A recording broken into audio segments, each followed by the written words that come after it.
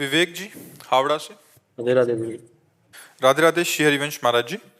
महाराज जी, जुबान को कैसे कंट्रोल करें, कैसे संयमित करें? मुझे अत्यधिक बोलने की आदत है, जिससे कई बार मेरे लिए और सामने वाले के लिए पीड़ा कारक हो जाता है। नाम जप में लगाओ इसे। जबान को, उसका ऊपरी भाग जो तालू है, ऊपर का दांतों का जोड़, यहां ऐसे लगा के अब नाम जप करो। अभी करो। समझ गए क्या कह रहे हैं? ऊपरी दांत के जड़ में तालू की तरफ जबान मोड़ो और ऐसे लगाओ आगे का हिस्सा, और फिर नाम जप करो। नाम जप हो रहा है, देखो करके। जब ऐसे नाम जप करोगे तो बोलने की इच्छा ही खत्म हो जाएगी। ऐसा लगेगा हमारा नाम न छूट जाए, और अभ्यास मौन का बनने लगेगा। ऐसे वचन बहुत विचार करके बोलो। वाणी एक अमोल है, जो कोई बोले जान, ही तराजू तौल के तब मुख बाहरान। अगर वो शब्द किसी को दुख दे रहा है, किसी के हृदय में जलन पैदा कर रहा है, तो वाणी किस काम की? बचने का दरिद्रता। वाणी से ऐसे शब्द क्यों बोले? किसी को बहुत सजा करके, संभाल करके, सत्य, सुखद, हितकर वचन बोले।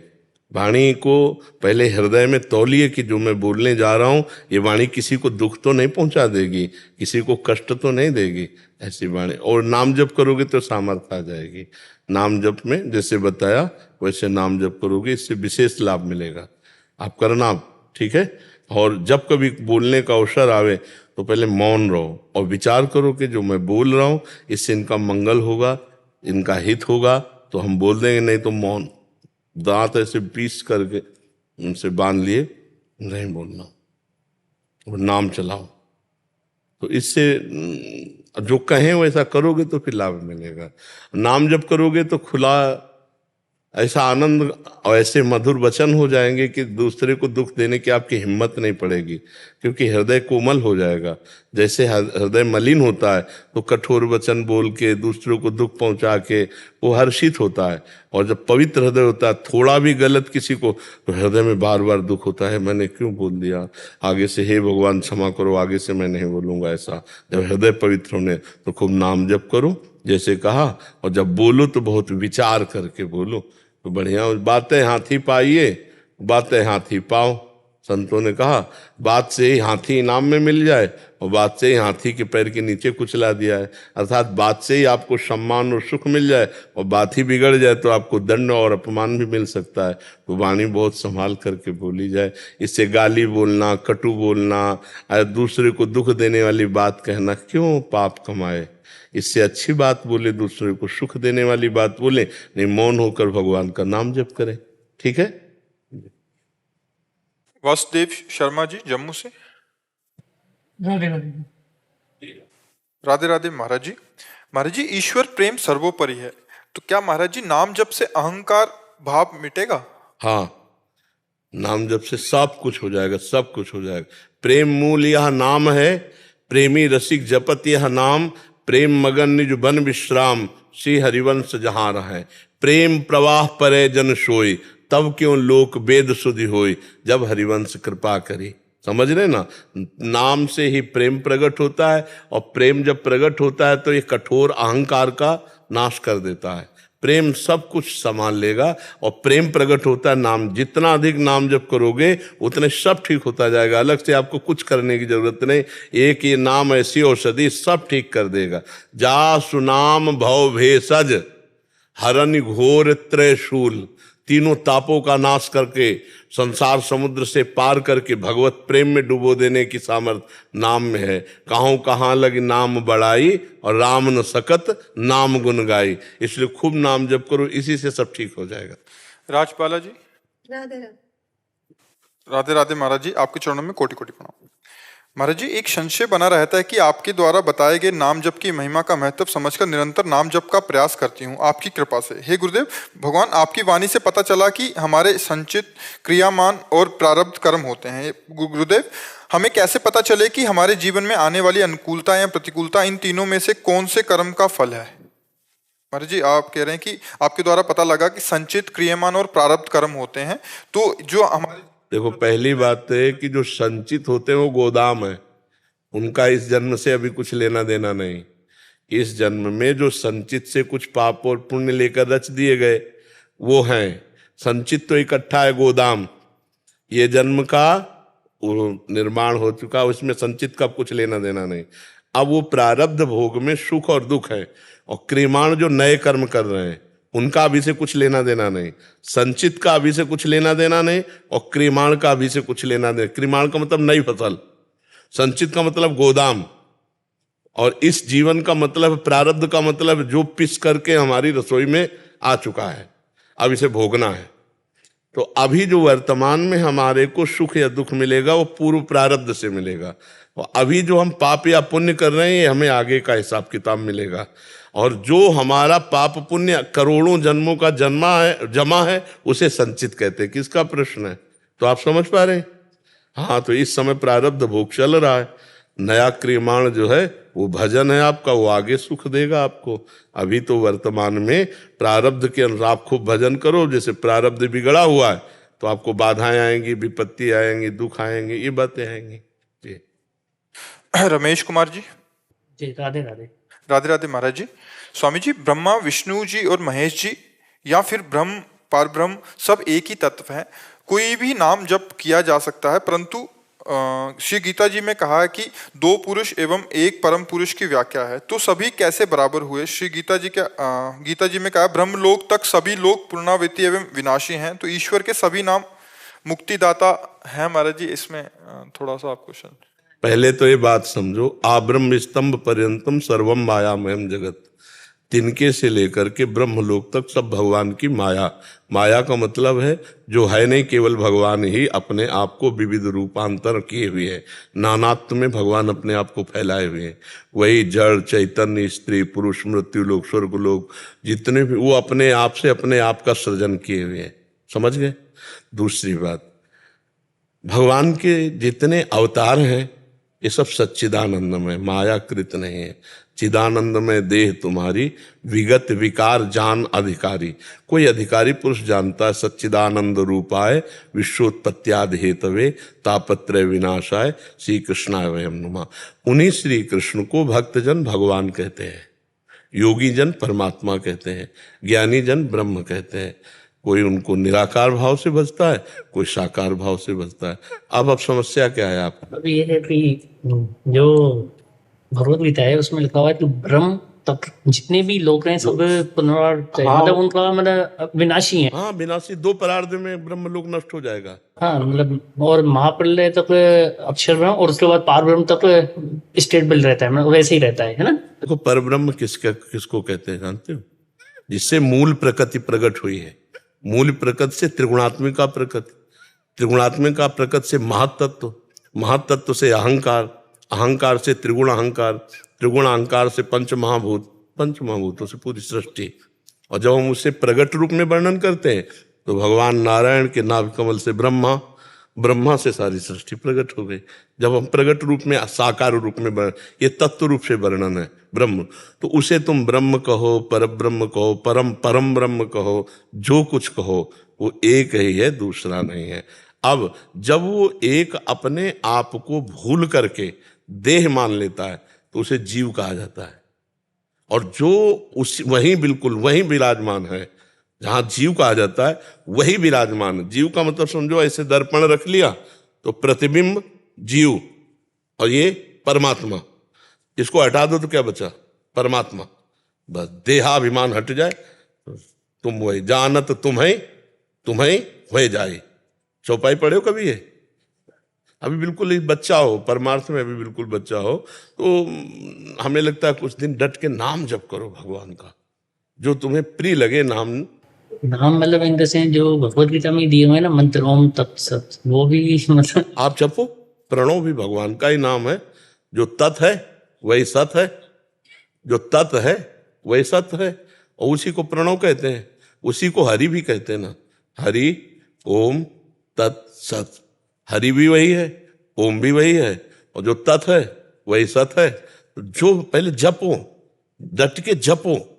जपने में ही चिंतन छूटे पहले संसार का, पहले सत्य चिंतन हो, फिर तो वार्ता में आनंद आ जाएगा।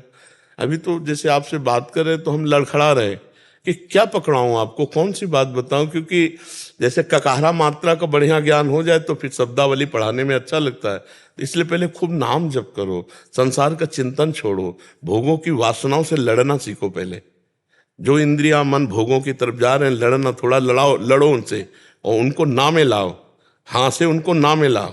अभी तो हाँ हाँ करते हुए गुलामी कर रहे हैं हम लोग मन और इंद्रियों की, थोड़ा उनको अपने अंडर में लावें और नाम जप करें तो धीरे धीरे समझ में आ जाएगा।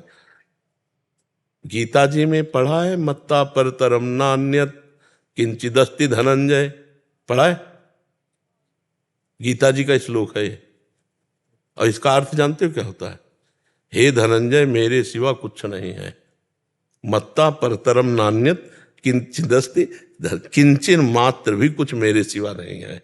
वही है, उसे आप परमात्मा कहो, उसे ब्रह्म कहो, भगवान कहो, कारण कहो, परम कारण कहो, पुरुष कहो, परम पुरुष कहो, जो भी। उस समझाने के लिए जैसे किसी सवाल को समझाया जाता ना, तो मानी संख्या अमुक, तो बोले मानो 2 है। पहले तो नानात्व से 2 में आओ कि एक पुरुष है और एक परम पुरुष है। बोले परम पुरुष परमात्मा है और जो पुरुष है उस परमात्मा के अधीन है। ये किसको लेके बोला जा रहा है? देह भाव को लेके बोला जा रहा है। हाँ, और ब्रह्मविद ब्रह्मवि भवति, देह भाव छोड़ो, अभी आप देह भाव में हो, देह भाव छोड़ करके फिर देखो जो हम बात कहेंगे वही तुम होगे। वही वो है और वही ये है। वो और ये माया शब्द है, बचा है, समझ पा रहे? वो और ये माया शब्द है, वो है और ये है, इसे वो और ये हटा दो तो दोनों जगह है, तो वो एक है।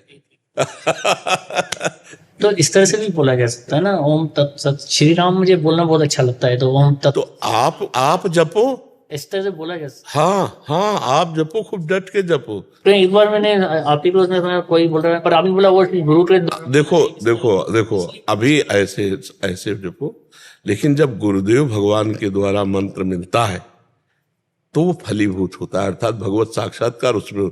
जब आप ये जपोगे ना तो श्री कृष्ण जगत गुरु हैं, वो आपको कृपा करेंगे, वो आपको ऐसे संत से मिला देंगे या आप संत के पास पहुंच जाएंगे जिनके मुख से हम सुन करके फिर जप करें, उनके मुख से। अभी तो लगो, पहले लगो, भगवान में लगो, वो अपने आप रास्ता खोल देंगे। वही जगत गुरु है, कोई व्यक्ति गुरु नहीं होता, भगवान ही गुरु होते हैं। अब वो उनकी सब ऑफिसें हैं, किस ऑफिस से बैठ के बोल रहे हैं उनकी बात है कि नहीं? सब जितनी ऑफिसें सब उन्हीं की है। भगवान कहाँ से बैठ के आपका कल्याण कर दें, आपका मंगल कर दें। पहले लगो, आप पुकारो उनको, वो जैसे जैसे भाव तुम्हारा बनता जाए पहले लगो, जिसमें रुचि हो पहले खूब वो नाम जप करो, आगे भगवान संभाल लेंगे, वो सब संभाल लेंगे, वो इसी से मिल जाएंगे। वो जगत गुरु हैं, उन्हीं को अपना मान करके शुरू कर दो जपना। नंदलाल जी दिल्ली से। राधे राधे स्वामी जी, बैठ जाइए। स्वामी जी, मनुष्य के पैदा होते ही सब सुख दुख उनके प्रारब्ध अनुसार होते हैं, तो क्या इस जन्म के अच्छे कर्म उसके कुछ दुख कम कर सकते हैं? हाँ बिल्कुल। किसका है? हाँ, अगर वो अच्छा कर्म सामर्थ्यशाली हो और हम संकल्प करें तो हमारे प्रारब्ध का नाश हो जाएगा, पर वो इतना समर्थ होना चाहिए जो प्रारब्ध का नाश कर सके। हम उन अच्छे कर्मों में दान पुण्य काम नहीं करेगा, भजन काम करेगा। भगवान का नाम जप रूपी सबसे बड़ा अच्छा कर्म है, वही कार्य कर सकता है, अन्य कोई नहीं कर सकता। पर जब भजन होने लगता है तो ये समझ में आने लगता है कि यार दुख को भोग लो, भजन का खर्चा करो, भजन से तो भगवान की प्राप्ति कर ली जाए। समस्त दुखों का नाश तभी होगा जब भगवान की प्राप्ति होगी। बकाया ऐसी सामर्थ्य है, यदि भजन किया जाए तो प्रारब्ध का क्षय कर देगा। जो तप करे तुम्हारी कुमारी तो भावी मेट सके त्रिपुरारी। अगर तपस्या की जाए, भजन किया जाए तो भावी जो हमारा प्रारब्ध है उसको भी मिटाया जा सकता है, उसको नष्ट किया जा सकता है। साधारण दान पुण्यों से नहीं, दान पुण्य एक अलग शुभ कर्म हो गया और पाप एक अलग कर्म हो गया। तो जब हमारे ऊपर दुख आता है तो पाप कर्म का प्रभाव पड़ता है, वो दान पुण्य से नहीं कटता, वो भजन और तपस्या के द्वारा काटा जा सकता है। समझ पा रहे हैं आप? हाँ, पर इतना भजन और पवित्रता पूर्वक तपस्या ये बड़ा कठिन है। बातें कर लेना अलग है, भजन करना बहुत कठिन है, नहीं? लेकिन कुछ कहते हैं जैसे जो मतलब पिछले जन्म का है वो तो भोगना ही पड़ेगा जो लिखा हुआ है। नहीं, अगर आप भोगना चाहते हैं तो भोग सकते हैं, नहीं तो भजन के प्रभाव से मिटा सकते हैं, पर उस कोटि का भजन होना चाहिए। अब जैसे आपका प्रारब्ध है 1 किलो, हम सरल भाषा में बता रहे हैं, और आपके पास पुण्य है 100 ग्राम, तपस्या है 100 ग्राम, तो 900 ग्राम भारी रहेगा ना प्रारब्ध। अब आपका जब 100 किलो के ऊपर 100 के ऊपर बढ़े तब आपका प्रारब्ध नाश होगा। तो इसीलिए प्रारब्ध बहुत बड़े बड़े बुरे हैं हमारे, और भजन साधन में उतनी दम नहीं कि हमारे कि हम उतना करके उनको मिटा दें। और जो उतना कर ले गए तो उनके अंदर ज्ञान पैदा हो जाता है कि आज शरीर तो छूटेगा ही, आज नहीं तो कल हम इस भजन का प्रयोग भगवान की प्राप्ति में कर लें, दिव्य धाम की प्राप्ति के लिए कर लें। तो इसलिए बड़े बड़े संतों में भी देखा जाता है वो प्रारब्ध भोग लेते हैं अपने शरीर का, वो मिटाते नहीं है। क्योंकि जैसे ब्रह्मास्त्र का प्रयोग मच्छर मारने के लिए थोड़ी उचित है, ऐसे भगवान के भजन का प्रयोग प्रारब्ध से, वो तो भोग से भी नष्ट हो जाएगा, पर जो करना चाहे तो कर सकता है। भजन का ऐसा बल है, पक्का कर सकता है, हाँ बिल्कुल कर सकता है, इसमें कोई संशय नहीं है। कर तुम अकर तुम अन्यथा कर तुम, भगवान के भजन से क्या नहीं हो सकता, क्या नहीं हो सकता। पर अगर संतों को बड़े बड़े देखो तो बड़े बड़े रोगों से ग्रसित मिलेंगे, तो आपको लगेगा कि ये अगर इतनी सामर्थ्य है तो अपना रोग क्यों नहीं मिटा लेते। भाई रामकृष्ण परमहंस जी के गले में कैंसर, बड़े बड़े संतों, ये कुछ भागवतिक विधान होता है कि जैसे आपको पुराने कपड़े में कई दाग लग गए हैं तो आपको क्या परेशानी है। पुराना कपड़ा है और आपको फेंकना ही है, और वो कई दाग लग रहे हैं और दाग लग जाए तो उसमें क्या फर्क पड़ेगा। ऐसे है हमारे लिए, अब तो इसको जाना ही है, जहां 10-20 तहाँ और 10-20 आ जाए, क्या परेशानी होती है। अगर कहा इसके मिटाने की बात आ जाए तो मिनट नहीं लगेगा, क्योंकि पापई से तो है कर्म का फल, पापई से तो है, तो उसका जो जो ट्रांसफर करो अभी सब, पर फिर वो जीवन का लक्ष्य बिगड़ जाएगा। जीवन का जो लक्ष्य है, जिससे कठिनता पूर्वक जो कर करके सबका मंगल हो, सर्वे भवन्तु सुखिनः सर्वे वो फिर स्वार्थ में आ जाएगा। ऐसा मतलब स्वार्थ में फिर वो जो काम होना है वो नहीं होगा। तो अब जैसे सकामी पुरुष अपने लिए करे तो नाम जप करके वो कर सकता है, उसमें कोई दुर्लभता नहीं है जी। अखिलेश जी। जी, राधा वल्लभ सिंह हरिवंश। श्री हरिवंश महाराज जी, आपके चरणों में कोटि कोटि प्रणाम। महाराज जी, मुझ अधम के शरीर की धर्मपत्नी का भी देहावसान होने के बाद आप गुरुदेव से भगवत मार्ग की शरणागति प्राप्त हुई। मेरे परिवार में सिर्फ मात्र छोटा पुत्र है और मैं ही हूँ, अन्य कोई शेष नहीं रह गया। क्या मैं अब भी ग्रस्त की श्रेणी में हूँ? क्या मैं मेरे लिए कोई कर्तव्य शेष रह गया? हाँ बिल्कुल, इसका थोड़ा पढ़ाई लिखाई करके इसका ब्याह कर दीजिए। क्यों बच्चा है, अच्छे कोई नौकरी में चले जाओ और बढ़िया ब्याह हो जाए तो ठीक रहेगा ना। अभी तो पढ़ना है गुरुजी। पढ़ना है, पढ़ के फिर क्या करना है? सेवा करनी है किसकी? पिता की। हाँ उत्तम बात है, वो नौकरी से होगी, कोई न कोई अच्छी नौकरी करके अर्थ के द्वारा अपने पिता की जैसे धामवास करना चाहें, ये विरक्त भाव से रहना चाहें, पर अभी आपका कर्तव्य है इसकी लाइन क्लियर करना। तो उस पे आपको ध्यान देना है कि आप कैसे क्लियर कर सकते हो, विरक्त रहकर कैसे क्लियर कर सकते हो, गृहस्थ रहकर कैसे क्लियर कर सकते हो, ये आपको अंदर से देखना। अंदर से विरक्त रहकर इसी स्थिति में रह के इसका ब्याह तक आपका कर्तव्य विशेष है। जब इसकी नौकरी लग जाए या इसका व्यापार हो जाए और इसका ब्याह हो जाए और ये कह दे कि हमारा कर्तव्य जो आपका हमारे प्रथा वो पूरा हो गया, अब हमारा कर्तव्य आपके प्रति चालू होता है, आप जहाँ रहना चाहो आराम से रहो, मैं आपकी सेवा करूँगा, बहुत बढ़िया हो जाएगा। ठीक है, हाँ तब तक के लिए अभी ये अबोध बालक है, इसको सत असत का निर्णय नहीं है, तो अभी इसको जरूरत है आपकी, इसलिए नाम जप करते हुए भजन का। वैसे भी आप सरकारी आदमी हो, रिटायर तो अभी हुए नहीं, अभी 18-17 साल बाकी। अभी 18-17 साल नौकरी है। हाँ तो फिर तब तक तो आ जाएगा, अपने लाइन में आ जाएगा, इसके बाद विरक्त हो जाओ, भजन करो। तो आंतरिक विरक्तता की जरूरत है, बाहरी तो नौकरी करो तुम वर्दी धारण करके, ठीक है, बाहरी तो अपनी ड्यूटी में रहो, अंदर से तो तुम भागवत हो ही, हम जानते हैं, किसी प्रमाण की तो जरूरत है नहीं आपको, अंदर से तुम हो, जिस कार्य के लिए तुम चाहते हो ना वो कार्य इसी में हो जाएगा, इसमें चिंता मत करो, बस तुम श्री जी से तो शरणागत हो ही चुके हो और तुम्हें वचनों पर विश्वास हो जाना चाहिए। जो हम अभी बोल रहे हैं ये नोट कर लो। हाँ, गुरु के वचन प्रतीति न जाए, जिसका गुरु के वचनों पर विश्वास नहीं फिर उसे क्या। नारद वचन न मैं परिहर हूं, इससे वकालत हो सकती है भगवान के दरबार में कि हम तो कुछ नहीं, लेकिन जब हमारे गुरु ने कह दिया तुम्हारा इसी से काम हो जाएगा तो आपको काम करना पड़ेगा, क्योंकि अपनो परण विसार भगत को पूर्व परण निभाऊं।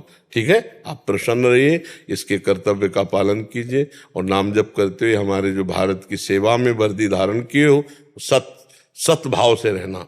कभी किसी से घूस मत लेना, कभी कोई अधर्माचरण मत करना, और जो निर्दोष है उसको कभी दंड देने की भावना न हो, जो दोषी है उसे कभी बख्शो मत, उसको दंड देना यही पूजा होगी। अब हमारा बात समझना, भगत हृदय हो तो ऐसा ना हो कि दोषी को भी बख्श दिया जाए, नहीं। अगर वो दोषी है दंड पाएगा तो पवित्र होगा, आगे से सावधान रहेगा, और निर्दोष को कभी दंड न, कभी घूस मत लेना, नहीं इसकी उन्नति में बाधा पड़ जाएगी।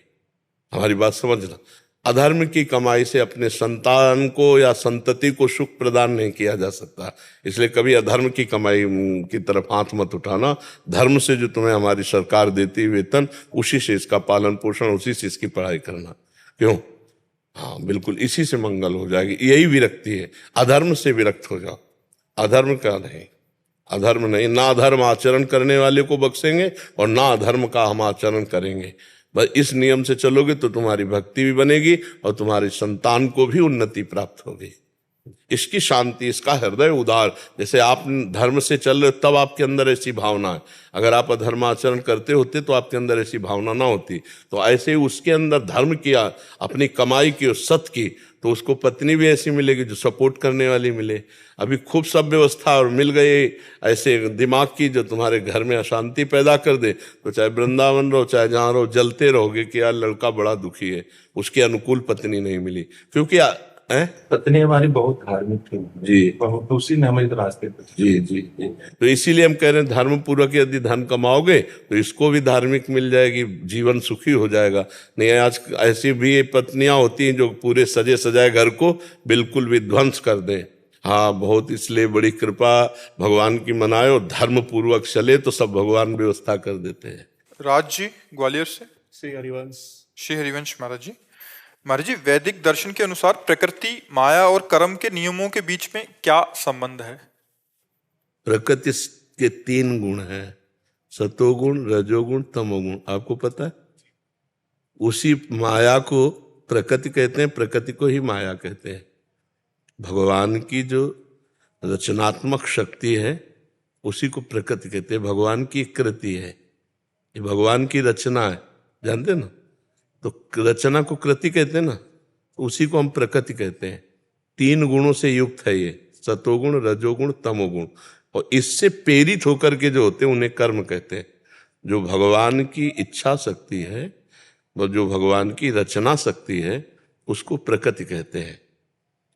और भगवान ने 3 पावर उसमें दिए हैं, एक सात्विक, एक राजसिक, एक तामसिक, एक सृजन, एक पालन, एक संहार।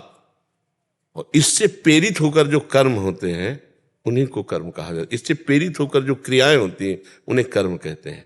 समझ गए? जी महाराज जी, जैसे माया का जो रूप है, नहीं है, कोई रूप नहीं। मामा ने नहीं, अमा ने जो है ही नहीं। तो माया को फिर शास्त्रों में बुरा क्यों बताया गया? बुरा कहाँ भी नहीं कहा गया, भगवान की अर्धांगिनी शक्ति है। आप देखो अभी शास्त्रों का आपको ज्ञान ही नहीं पूरा। आदि शक्ति जे ही जग उपजाया, सो अवतरी मोरी यह माया। तो सीता जी के लिए कह रहे हैं कि आदि शक्ति जो जगत को उत्पन्न करने वाली महाशक्ति माया है वो मेरे साथ अवतरित होगी। मनुष्य रूपा जी से कह रहे हैं हम गलत चल रहे हैं, हमारा उस गलत चलने के सुधार की बात कही गई। माँ बुरी है क्या? महामाया जगदम्बा है कहा गया है, नहीं। देवी को महामाया कहा गया तो हमारी अम्मा है ना। अब अम्मा को हम गलत दृष्टि से देखें तो थप्पड़ खाएंगे कि नहीं खाएंगे? तो बस यही हमारी गलती है, हमको अपनी गलती सुधारने को कहा गया है। माया बुरी क्या है हमें बताओ? ये माया है, ये माया है, ये माया है, ये माया है, ये माया है। गो गोचरु जहां लगु मनु जाई, सो सब माया जानहु भाई। अब इस माइक से हम भगवत चर्चा करते हैं तो पवित्र हो गया ना। नाम कीर्तन करने तो बंधन ही हो गया ना, और इससे हम गाली देने लगे, बुरा बोलने लगे, तो अब बुरा हो गया ना। तो माइक बुरा है, वाणी बुरी है, या हमारा बोलने का तरीका बुरा है? बोलने का तरीका सुधारने की बात कही गई है। हम माया का जो दुरुपयोग कर रहे हैं वो हमारे बंधन कारक है। नहीं तो माया रोटी है, माया पानी है, माया ये शरीर है। वही रोटी पानी पाके इस शरीर से हम तपस्या करते हैं, हम भजन करते हैं, तो आप हाथ जोड़ रहे हो। हम जो बुरा प्रयोग है हमारा वो बुरा है। हमारे में बल दिया है, हम किसी को बचा सकते हैं, किसी की सेवा कर सकते हैं, किसी का सहयोग कर सकते हैं। अब हम किसी का शोषण कर सकते हैं, किसी को मार सकते हैं, किसी को दुख दे सकते हैं। अब इसमें हमारे विचार गलत है या माया गलत है? विचार। तो हमको विचार शुद्ध करने की बातें शास्त्रों में मिली है। कहीं भी माया बुरी कही गई तो हमें बताओ कि ये माया बुरी है। मान लो हमारी बहन है तो बहन है, और दूसरे की बहन है तो हम माया कह देंगे उसे। क्या स्त्री माया नहीं है? तुम्हारे विचार में जो बैठ गई है दुर्गंध, जो दुर्विचार, उनको त्याग दो। तो अपनी बहन तो पास खेले बैठे, हमें क्या बुरा लगेगा? विषय वस्तु के संदर्भ में कह रहा था, सांसारिक जो विषय वस्तु है, वो भी एक माया का रूप है। हाँ, कौन सा विषय? जहर है, पहले हमारी सोच, जहर है मारता है ना, लेकिन जहर को जब डॉक्टर शोधते हैं ना तो जीवन बचाने का काम करता है ना। ऐसे क्यों मरो जहर खा के? वही जहर जीवन देता है जब डॉक्टर से शोध के। कुछ बुरा नहीं बच्चा है। हर चीज की बहुत आवश्यकता है, हर चीज की आवश्यकता है। आप कौन सी ऐसी क्रिया, कौन सी ऐसी, उस पे आप बिंदु पे रखो, हम आपको बताते हैं गलत क्या है। ऐसे रखो। जहर से ज्यादा बुरा क्या चीज होती है? लेकिन जहर जीवन बचाने के काम में आता है। ऐसे ऐसे इंजेक्शन, जो जहर के इंजेक्शन दे तो जीवन बच जाएगा। ऐसे बच्चा, भगवान ने सारी चीज सदुपयोग के लिए बनाई। हम जो दुरुपयोग मानव होकर के कर रहे हैं, पर यही खतरनाक बात है। अगर हम दुरुपयोग छोड़ दे तो बच्चा कुछ बुरा नहीं है, कुछ बुरा नहीं। शौचालय बहुत बुरी चीज है, लेकिन रसोई तभी सफल है जब शौचालय की व्यवस्था हो, है ना? देखो ये रसोई है, यहां से जाती हो, यहां शौचालय है। हमें लगता है कि अगर हम सही चल रहे हैं तो बुरा कुछ है ही नहीं, और हम बुरे चल रहे हैं तो सही कुछ है नहीं। तो इसमें हमारी दृष्टि हुई या इसमें भगवान या कोई माया या कोई प्रकृति? कितना सुंदर सब कुछ है। जब हम सुंदर विचार वाले हैं तो कितना सुंदर सब कुछ भगवान ने रचा है, और असुंदर विचार वाले हैं तो कितना असुंदर है। तो ये दृष्टि हमारी वैसी सृष्टि हो गई, कहीं कुछ गलत नहीं बच्चा। महाराज जी, जैसे शास्त्रों में लिखा हुआ है कि ब्रह्म सत्य जगत मिथ्या, तो हम भ्रम को ऊपर रखते हैं, तो ये जगत ही माया भी नहीं। तो आप और आगे भी चलो ना, सवाल पहले हल थोड़ी हो गया इतने से। ब्रह्म सत्यम जगन मिथ्या से सवाल हल हो गया क्या? सवाल शुरू हुआ है, सवाल हल होता सर्वम खलमिदम ब्रह्म ने नानास्ति किंचन। अधूरा ज्ञान तो संशय में फंसा देता है, पूरा ज्ञान पढ़ो। यहां अभी तो ये शुरू हुआ है, यहां से सवाल यहां से शुरू हुआ है, और पूरा जहां हुआ वो हम तुम्हें बता रहे हैं। सर्वम खलमिदम ब्रह्म ने नानास्ति किंचन। ने नानास्ति किंचन का मतलब होता है एक कण भी ऐसा नहीं जहां ब्रह्म ना हो। सर्वम खलमिदम ब्रह्म, सब कुछ ब्रह्म है। सवाल यहां से शुरू हुआ, ब्रह्म सत्यम जगन मिथ्या। क्योंकि जगत में फंसे हो ना, तो ब्रह्म तक पहुंचने के लिए पहले हटो, और जब हट के दिखाया गया तो बोले सर्वम खलमिदम ब्रह्म, सब कुछ वही था जिसे तुम झूठ मान के आए हो ना, वही है सब कुछ। वासुदेवा सर्वम, सिय राम में सब जग जानी। समझ पा रहे बच्चा? बोलिए। जैसे इस विधि, एक विधि है, योग में 4 विधियां होती है, ज्ञान, भक्ति। एको विधि अगर पालन किए होते बच्चा तो एको प्रश्न न रह जाते। नहीं, जैसे राजयोग और भक्ति योग में बच्चा अंतर सब। अच्छा ये बताओ, प्रवचन करता बनना चाहते हो या साधक बनना चाहते हो? तो अभी चौराहे पे खड़े हो, कोई मार्ग तो चयन करो तुम। ज्ञान मार्ग चयन करो, भक्ति मार्ग चयन करो, कोई मार्ग पकड़ो। तो एक पकड़ लोगे तो उस रास्ते की हम तुम्हें बात बताएं। अब तुम चौराहे पे खड़े होकर के ऐसे मार रहे हो कि दक्षिण उत्तर पूरा, तो ऐसे कैसे तुम्हारा मंगल हो पाएगा? एक रास्ता पकड़ो। अपने मति को देखो, ज्ञान मार्ग योग है कि योग मार्ग योग। कई घंटा बैठ सकते हो पद्मासन में? कभी बैठे हो? नहीं। योग किसे कहते हैं? अभी तो योग जानते नहीं किसे कहते हैं। चित्त वृत्ति का निरोध करके परमात्मा में स्थित करना योग कहते हैं। हम पहले योग का साधन जहां शुरू होता है अष्टांग योग, यम नियम आसन। हाँ, तो आप कितनी देर पद्मासन बैठ सकते हो? वैसे तो आधा ही घंटा तो। हाँ, 3 घंटा के पहले योग ही नहीं माना जाता। 3 घंटा पद्मासन में बैठ के 6-6 घंटा बैठे, अब तो किडनी फेल बच्चा। सिद्धासन में कई मिनट बैठे हो? जानते हो सिद्धासन? सिद्धासन जानते ही नहीं होगी। सिद्धासन जानते वो हो? अवस्था नहीं है महाराज। नहीं, सिद्धासन अभी तो ककारा नहीं आता बच्चा, हम तभी तो कह रहे हैं अभी तो चौराहे पे खड़े हो। अब मतलब जैसे किसी विद्वान से या पढ़े लिखे से ऐसे बात करोगे तो अब बात अलग होगी। हम लोग क्या है, ये पूरी यात्रा करके आए हैं, हम लोग यात्रा करके आए हैं। तो उस यात्रा में अब हमको तो पता है ना कि 2 कदम बाद कितने मोड़ होते हैं, उसके बाद कितने मोड़ होते हैं।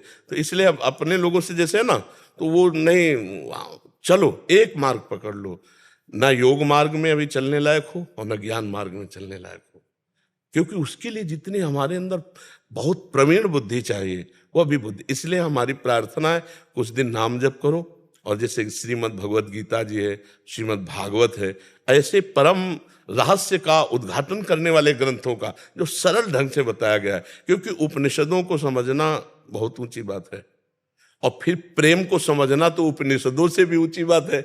ये जो प्रेमानंद है वृंदावन का, ये ब्रह्मानंद से भी ऊपर की बात है। तो एक मार्ग में पहले चलो। कितने घंटे तुम नाम जप कर सकते हो? एक नाम में कितने मिनट चित्त लगा सकते हो? इस पर आओ, अपनी कसौटी कसो। कि जैसे हमने एक बिंदु रख लिया, कृष्ण, हम उसे एक बिंदु माने, कृष्ण, राधा। अब हमारी आंतरिक दृष्टि रहेगी राधा राधा राधा राधा। अब ना कुछ स्फुरित होने देंगे और ना कुछ मानेंगे और ना कुछ सुनेंगे और ना कहीं दस्तखत करेंगे, अंदर कहीं स्वीकृति नहीं, राधा राधा राधा। अब देखो कई मिनट टिकते हो, ये भी योग है, ये तो आंतरिक योग है ना। हाँ, भगवान कहते हैं कि अगर प्रीति पूर्वक मेरा भजन करता है तो मैं उसकी बुद्धि में योग प्रदान कर देता हूं।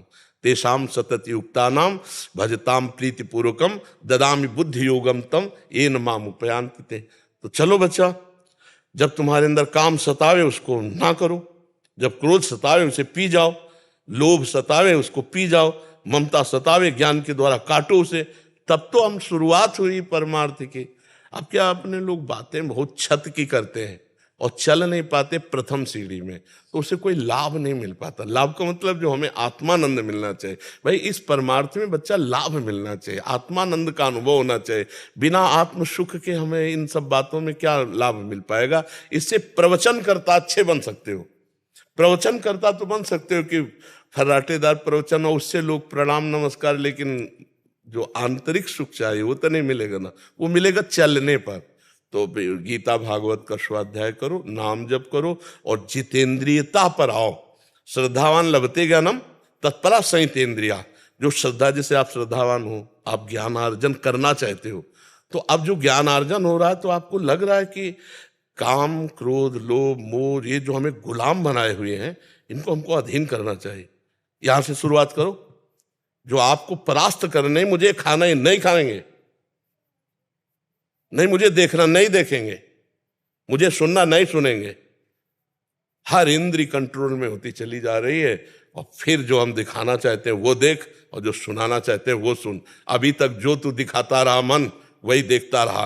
आज अब मैं दिखाऊंगा गुरु बल से, और तुझे अब देखना होगा।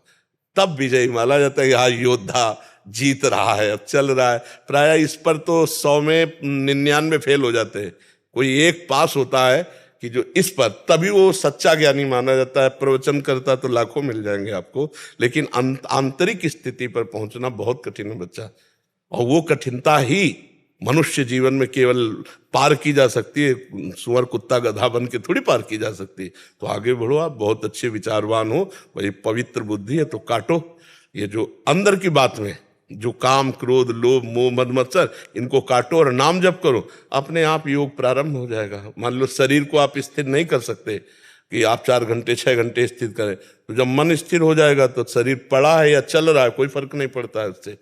तो मन को लगाओ प्रभु में। सा वै मनः कृष्ण पदार बिंदयो।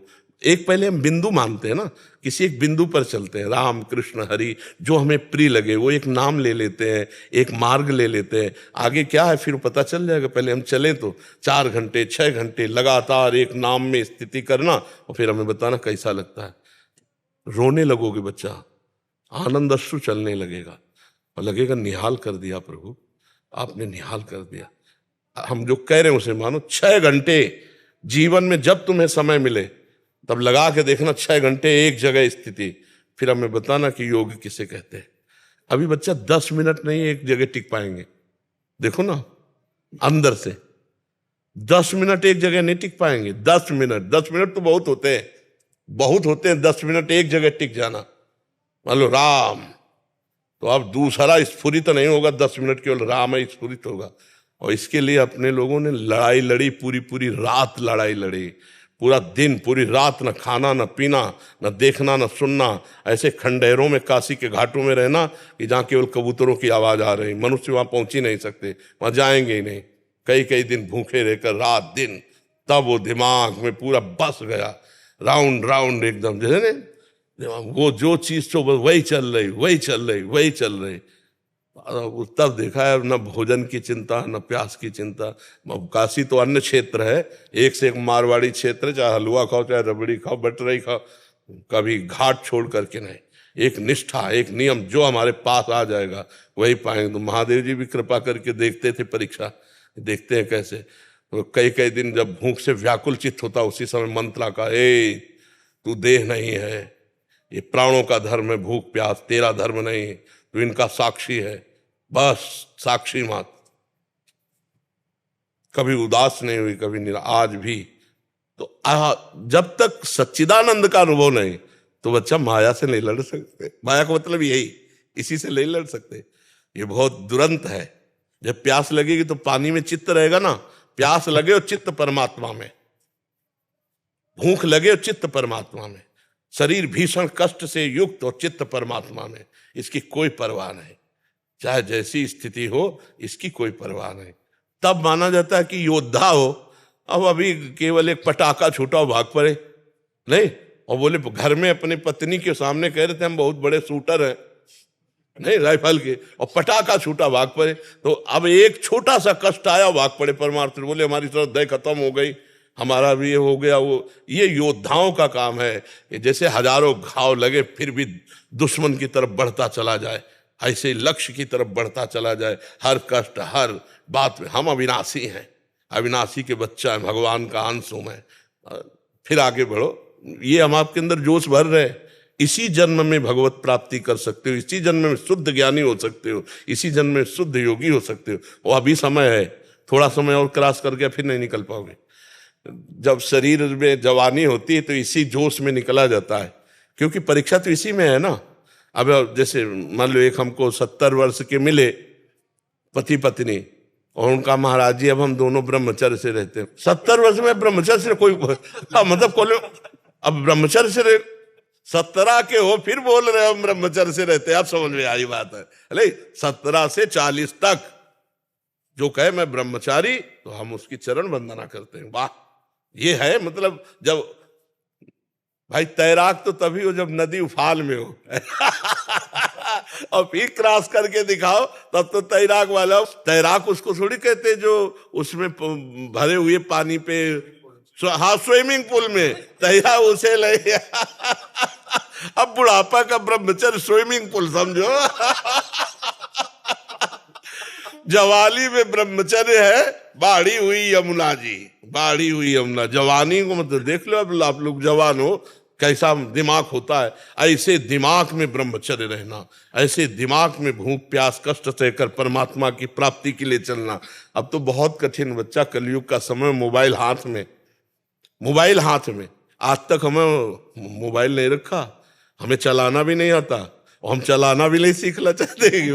हाँ तो महाराज जी, आपका और आपके जो साधक बाबा जी, उनका बहुत धन्यवाद है कि YouTube पे आपके माध्यम से सबको सत्संग मिल पाता है और वो उस पथ पे चल पा रहे हैं। जी जी, ये तो हाँ, यही लोग प्रयास ने तो पहले तो हम इसका निषेध किया, फिर कई लोगों ने, 2-4 जन हैं, उन्होंने कहा महाराज जी जब हम ही कई बार सुनते हैं इसको तो ज्यादा लाभ मिलता है, इसलिए टेप कर लेने दीजिए। फिर धीरे धीरे यूट्यूब में डालने लगे कि चलो भाई, इससे है कि हजारों लोगों को सुनने को मिल जाएगा जो यहाँ नहीं बैठ सके। अब देखो यहाँ बैठे तो 20, 25, 30 बैठे हो गए, तो कम से कम यूट्यूब के द्वारा लाखों लोगों को सुनने को मिल जाता है। नहीं प्रगट में इतना कहाँ लाभ मिल पाता। इसलिए इन लोगों ने चाहा तो हमने भी स्वीकृति दे दी कि अगर बाहर सुनना हो, उससे लाभ दिखाई देता है। महावीर सिंह जी दिल्ली से। राधे राधे स्वामी जी। पूजनीय स्वामी जी, आपके चरणों में कोटि कोटि प्रणाम। स्वामी जी, हम 4 पीढ़ी से राम जी के उपासक हैं, राम नाम का जप करते हैं। ये शिक्षा हमें स्वर्गीय धर्म सम्राट करपात्री जी महाराज जी से 90 वर्ष पहले मिली थी। लेकिन महाराज जी, किसका प्रश्न? अच्छा, मैं 2 वर्षों से आपका सत्संग एवं एकांतिक वार्तालाप सुन रहा हूँ। महाराज जी, मैं आपके सत्संग से प्रभावित होकर इस शंका का समाधान चाहता हूँ कि मैं राम जी के और आपके बिना नहीं रह सकता। मेरा कल्याण मार्ग क्या रहेगा? राम राम जपिए और हमें अपना दोस्त मानिए, हमें अपना मित्र मान लीजिए और राम राम जपिए, ठीक है? हाँ, खूब नाम जप कीजिए, इसी से मंगल हो जाएगा। और सत्संग सुनते रहिएगा। जब हम राधा बोलें कि राधा राधा जपो, तब समझो हमारे लिए आदेश है राम राम जपो, ठीक है? हाँ, आप संशय में मत पड़िए। राम में राधा, माँ में माधव, राम नाम में राधा माधव भी विराजमान है। आप राम राम जपिए। महाराज जी, यही संस्कृति मेरे देवता मन का, कभी हम उधर के रहना उधर के। नहीं नहीं नहीं, ऐसा कभी नहीं हो सकता। साधु ते होए न कारज हानि। साधु संग से कभी किसी का परमार्थ बिगड़ा है क्या? परमार्थ पुष्ट हुआ है।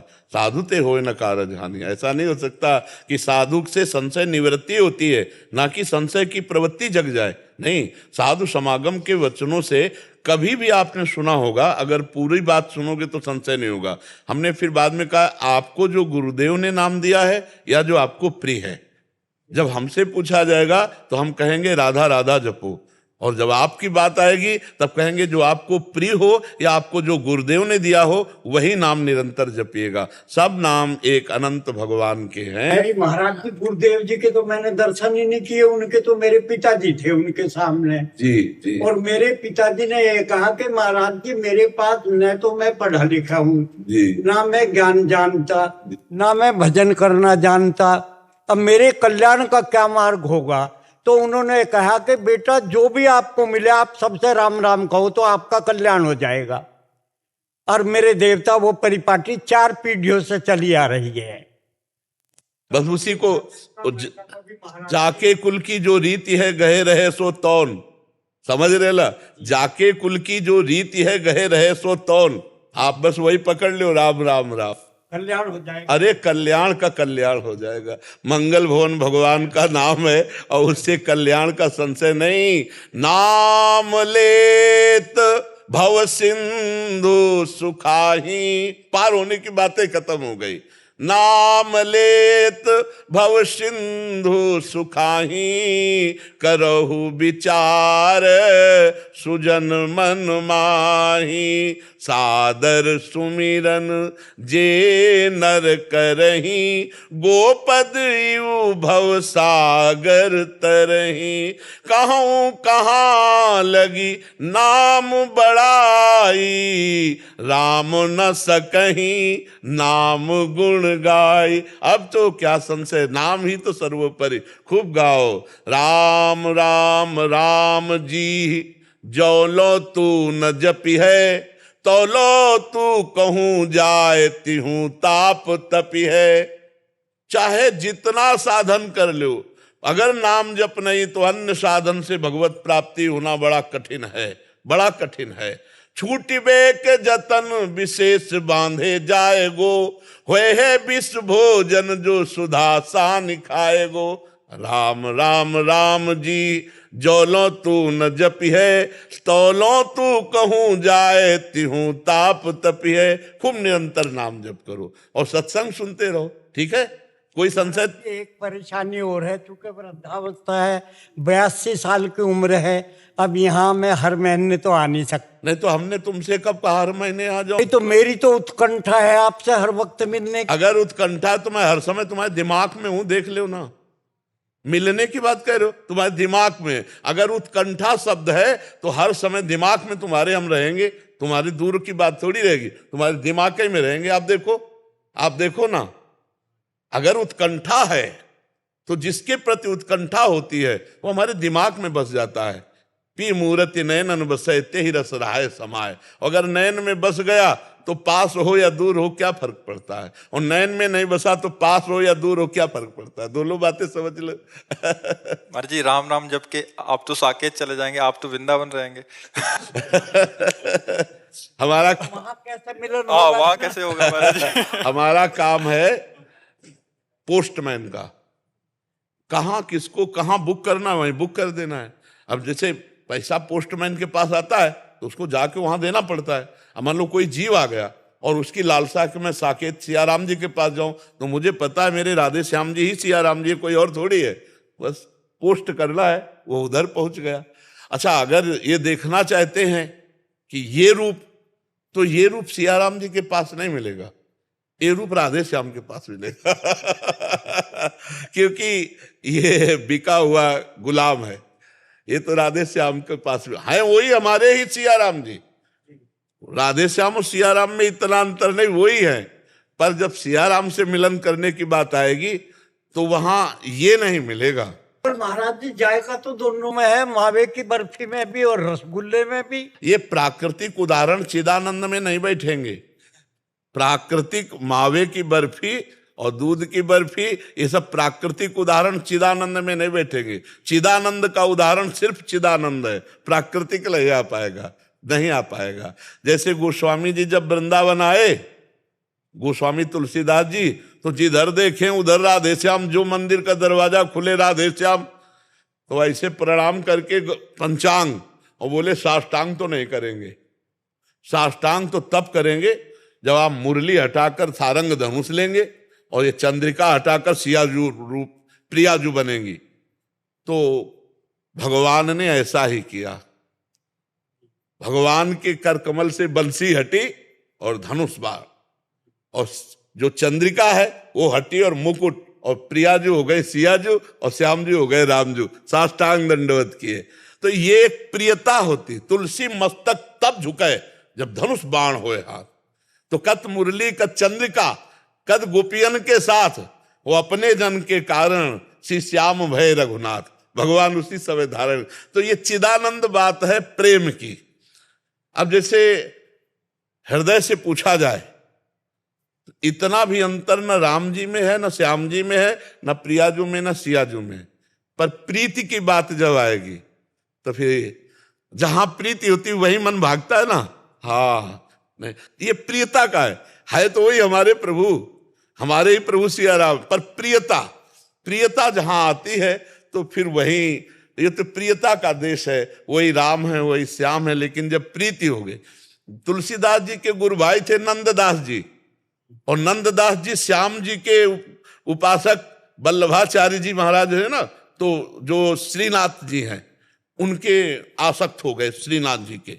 तो तुलसीदास जी ने लिखा, हमारे राम जी में क्या कमी थी जो तुमने श्याम जी, बोले कमी की बात ले, उसने मुरली बजा के हमारा चित्त चुरा लिया है, हमारा चित्त। और बोले गुरु जी ने भी तो नाम रखा था नंददास, तो नंददास तो नंद के लाडले ने हमारे चित्त को चुरा लिया। नंददास जी गोस्वामी तुलसीदास जी के गुरु भाई थे और श्री नाथ जी को पद सुनाते थे। अष्ट आचार्यों में वो एक आचार्य है नंददास जी। जैसे कुंभनदास जी, सूरदास जी, ऐसे गोविंद स्वामी जी, छीत स्वामी जी, ऐसे श्री नंददास जी। तो खूब प्रीति करो, जब तक जीवन है खूब नाम जप करो और सत्संग सुनते रहो, बढ़िया आनंद रहेगा। और साकेत में जब जाओगे तो वहां सिया राम जी, हनुमान जी, लक्ष्मण जी, ये सब परिकर मिलेगा। हाँ, अब हमारी खोज करोगे तो वहां नहीं मिलेगा फिर आप यहाँ तो मिल जाओगे जी, यहाँ तो मिल ही रहेगा। तो बस यहीं से संतोष कर लो महाराज जी, आप दोनों कवि हैं महाराज जी। तो दो पंक्तियां आपके लिए लिख के लाए थे और आपको सुनाना चाहते थे। राधे राधे महाराज जी, कुछ भाव सुमन लेकर आए हैं। और एक सपना था, और मेरे से ज्यादा मेरी पत्नी ने मुझसे कहा जाओ दर्शन करो, मिल के आओ। और आपको जब सुना, बस भाव सुमन है सर, स्वीकार कर लीजिए। भुलाकर व्याधियां तन की स्वयं आनंद हो जाना, श्री राधे से कर अनुबंध फिर स्वच्छंद हो जाना। कठिन तप साधना संयम समर्पण त्याग लगता है, नहीं होता सरल दुनिया में प्रेमानंद हो जाना, नहीं होता सरल दुनिया प्रेमानंद हो जाना, प्रेम में आनंदित हो जाना। और आपके स्वास्थ्य की जो पर चर्चाएं सुनती है, मन थोड़ा विचलित होता है। और आज जो कुछ भाव कह रहा हूँ सरस्वती ने लिखवाया है और मैं अर्पित करता हूँ कि सनातन शक्ति के सुर इस अलौकिक साज को दे दो, अमरता दिव्य तन को और इस आवाज को दे दो। मेरी ठकुरानी राधा रानी से है प्रार्थना इतनी, मेरी आयु के बाकी साल श्री महाराज को दे दो। मेरी आयु के बाकी साल। और मेरी पत्नी ने जो कहा वो हमसे कहा नहीं, तब मुझे एहसास हुआ नहीं मिला कुछ हमें जगत के झूठे इन आवरणों में, और बहुत सी कमी रही है कर्म और आचरणों में। बीत गया है आधा जीवन संसारी बाधाओं में, सौंप रहा हूं जीवन आधा राधा जी के चरणों।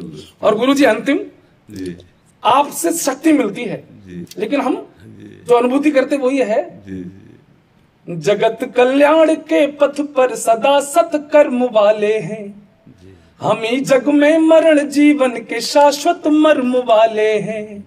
समय और सृष्टि के आरंभ से है यह अमर गाथा, कि हमको गर्व है हम सब सनातन धर्म वाले। बहुत बहुत धन्यवाद। राधे राधे गुरु। आप भी कुछ बोलना चाहेंगे महाराज जी? आप भी कवि हैं। गुरु जी, वैसे तो मैं हास्य कवि हूँ, लेकिन कुछ भाव आपके लिए, कुछ पंक्तियां हैं। कुछ मुक्तक ढूंढेंगे, कुछ छंद ढूंढेंगे, जीवन का जो सच्चा है वो आनंद ढूंढेंगे। जिस्म की मोहब्बत में जो सब कुछ उजाड़ चुके हैं, वो आज नहीं तो कल प्रेमानंद ढूंढेंगे। चार पंक्तियां गुरु जी और है। हमारे दिल में मिलने का अरमान बहुत है, आपका दुनिया में सम्मान बहुत है, सोते हुए लोगों को जगाया आपने, सनातन पे आपका एहसान बहुत है। और गुरु जी चूंकि हास्य कवि हूँ तो कुछ हास्य की एक छोटी सी कविताएं हैं। सपने में तो कल ही मैं आपके दर्शन कर चुका हूँ और मेरा जीवन बदल गया है। कुछ पंक्तियां हैं। हमने पत्नी को फोन लगाया, उसे समझाया, भाग्यवान तू मेरी देवी हो, पूजा हो अर्चना हो आराधना हो मेरी साधना हो, तुम्हारे अंदर हमारी जान दिखती है, तू हमें देवी भगवान दिखती है। हमने ये तन मन सब हारा है, मेरा जो है सब तुम्हारा है। डरते हुए वो इतने में डोली, हमारे ऊपर बोली सूरज पश्चिम से, बोले आज सूरज पश्चिम से। इतने में हमारे मित्र ये गौरव हमारी पत्नी से बोले, भाभी गौर से देखो कितना खिल के आए हैं, दुनिया की सारी लड़कियां इन्हें देवी दिख रही हैं, क्योंकि ये श्री प्रेमानंद जी से मिलते हैं।